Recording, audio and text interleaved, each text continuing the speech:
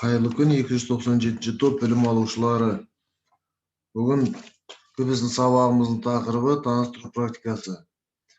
Сабағымыздың мақсаты білім алушыларды мамандығы мен колледж серіктестерінің мекемелерімен және өндірістік тәжірибеде өтетін жұмыс орындарымен таныстыру. Бүгінгі біздің сабағымызда күтілетін нәтиже: білім алушылар тәжірибеде өтетін колледж серіктестерінің мекемелерімен және тәжірибеде өту жұмыс орындарымен танысады. Бүгінгі біздің темір-бетон жауапкершілігі шектеулі серіктестікпен танысамыз.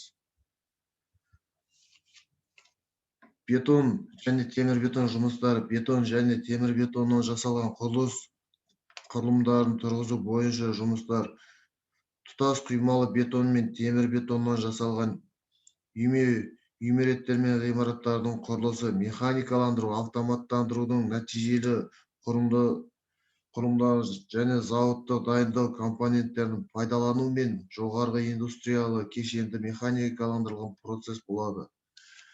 Мына жерде сіздерде суретте көріп отырсыздар, ірі құрылыс үйлерінің бетон қабырғаларын, жабуларын, іргетастарын, электр қуатын, столбаларын, канализация трубаларын, су арналарын мына жерде жасалған көріп отырсыздар.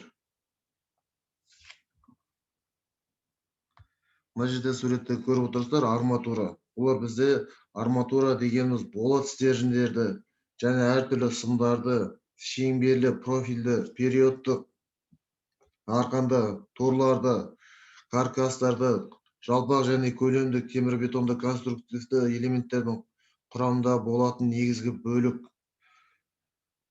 Жұмысшы арматура ең басты элемент. Темір-бетон конструкциясында сыртқы жүк әсерін және ішкі кернеулердің пайда болған созу немесе қысу жігерін қабылдаушы арматура. Бұл арматураларды ең бірінші жұмысқа қолданбастан бұрын біз олардың өлшемдерін аламыз.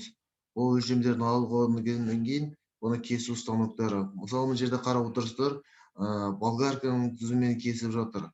Және де станоктармен, арнайы үлкен станоктармен кесіп жатыр. Егер дайындамалар дайын болған кезде артық және кем заттарды қолмен жаңа болгарка арқылы осылай кесіп жұмыстары жүргізіледі.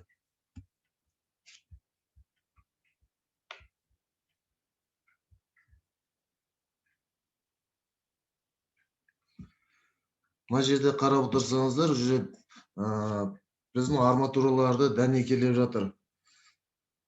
Әртүрлі арматуралық бұйымдар үшін әртүрлі дәнекелеу әдістерін және жоғарғы өнімділіктерді дәнекелеу қондырғыларын болған талап етеді. Және мына жерде қарап отырсаңыздар, үлкен жаңағы столбылар, жаңағы үй қабырғалары, жабулары, үлкен ғимараттарды салуды да осы темір-бетонда атқарылатын жұмыстардың ең бірінші іргетасы деп айтады ғой. Бірінші осы жаңағы біздің арматуралармен тоқып, дәнекелеп, бір-бірін құрастырып, одан кейін барып бізде бәрін жасалғаннан кейін дайындаманы қалыптарға салып, суреттегідей өздерінің үлкен станоктарына салып, құймалы темірлер жаңа бетондарды құйып, дайындамаларды жасайды. Бұл жаңағы дайын болған цементтері кеуіп, дайын болғаннан кейін онда үлкен крандар арқылы, кранменен жаңағы құрылыс жұмыстарына жіберу үшін үлкен жаңағы ірі техникаларға осы біздің кранмен тиеп жөнелтіп отырады. Мысалы, мына жерде қарап отырсыздар, бұл құрметті білім алушылар.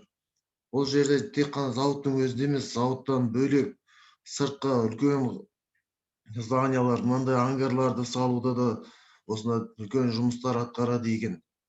Мына жерде құрметті білім алушылар қарап отырсыздар.